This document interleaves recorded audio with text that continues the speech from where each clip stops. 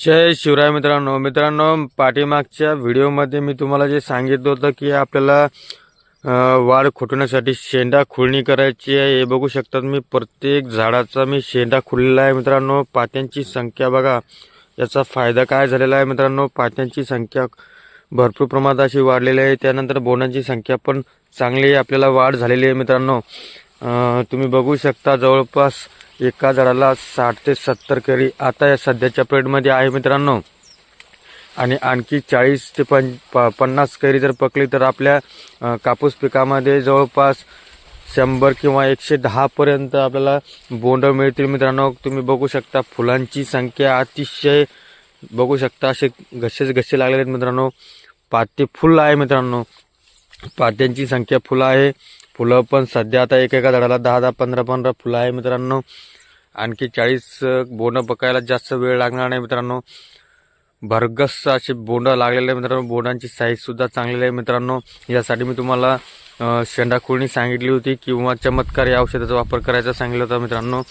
त्याचाच हा रिझल्ट तुमच्या समोर आलेला आहे मित्रांनो। आणि आता जे आपल्याला काही काम करायचं आहे तो म्हणजे खताचा एक डोस द्यायचा आहे मित्रांनो।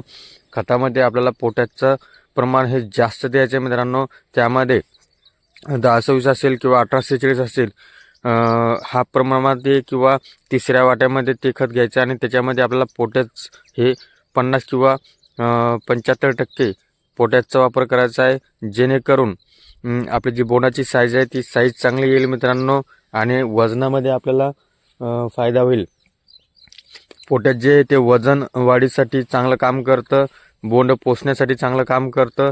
त्यामध्ये जर आपली कपाशी लाल होऊ नये म्हणून जर आपल्याला खत टाकायचं तर त्यामध्ये आपल्याला झिंकचा वापर करायचा आहे। जेणेकरून आपलं कापूस पीक हे लाल होणार नाही किंवा जर लवकर लाल झालं तर तुम्ही बघू शकता हे अशा प्रमाणात हे बघ, तो लाल्या जर आला तर झाडाची ग्रोथ थांबते मित्रांनो।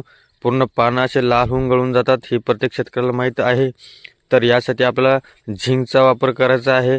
झिंक, फॉस्फरस आणि पोटॅश 10-26 किंवा 18-46 असं मिक्स करून आपल्याला हा डोस शेवटचा द्यायचा आहे मित्रांनो। यानंतर आपल्याला डोस देण्याचं काम येत नाही, एकच डोस आता शेवटचा राहील मित्रांनो।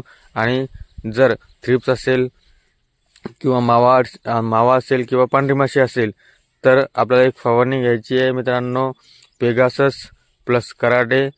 आणि त्यामध्ये बोंडअळीसाठी आपल्याला प्रोपेक्स सुपर घ्यायचं आहे। त्या 3 औषधाचा वापर आपल्याला करायचा आहे।